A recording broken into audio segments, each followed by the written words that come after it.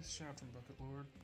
My wife rests, and today I'm going to continue talking about Dragon Ball Z. Today's topic are time skips. In a lot of anime, there are time skips, but it's one serious time skip. Like One Piece has a 2-year time skip, Naruto has a time skip going to Shippuden, Bleach has a time skip going to the Fullbring arc, and etc. They're like Fairy Tail has a time skip. I'm not going to keep going, but I've always loved how Dragon Ball Z has handled it, or Dragon Ball in general, kind of subverting expectations. There are time skips all throughout the series, and they're just like small time skips.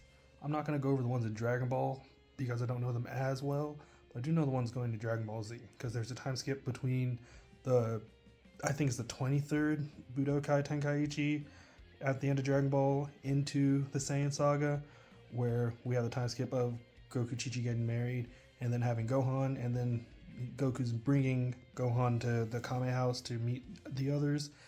Then we go through the Saiyan Saga, and then we go into the Frieza Saga, and Gohan's like growing up intermittently.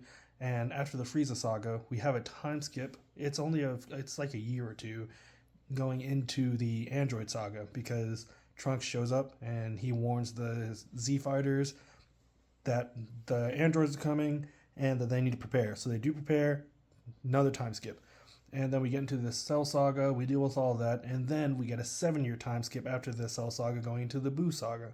And then at the end of the Buu Saga, for the end of Dragon Ball Z, there's supposed to be like a 10-year time skip, and then there's the end of Dragon Ball Z, but Dragon Ball Super is now filled in that time, and we get a time skip of a couple years going to Super for Battle of Gods Saga, and I think there's another time skip to Resurrection F, and then there's another one, and it's like between months and a couple years from arc to arc. Yeah, it just keeps going, but I've always enjoyed it because we get to watch the characters grow up, and I say characters, we get to watch Gohan specifically grow up through the series.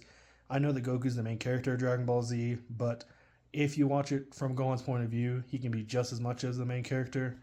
I don't know, just a quick little rant, kind of low energy, but I've always liked the time skips of Dragon Ball Z.